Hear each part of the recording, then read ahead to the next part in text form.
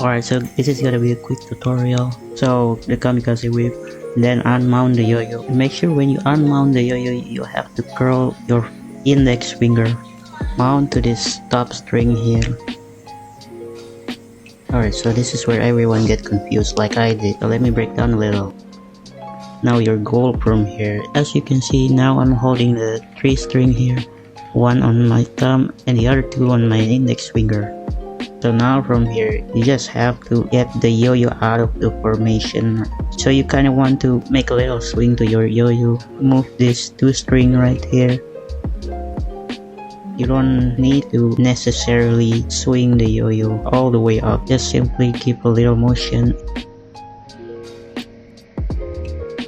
Now if you're done it correctly, you'll be in this mount where the 2 strings crossing over the bearing. It's basically like this mount except it twisted.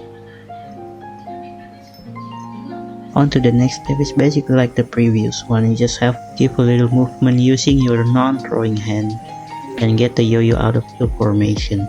By doing that, the yo-yo have to go in through this loop right here, this small loop, using your non-throwing hand to make a movement, and the string should be rejected by itself.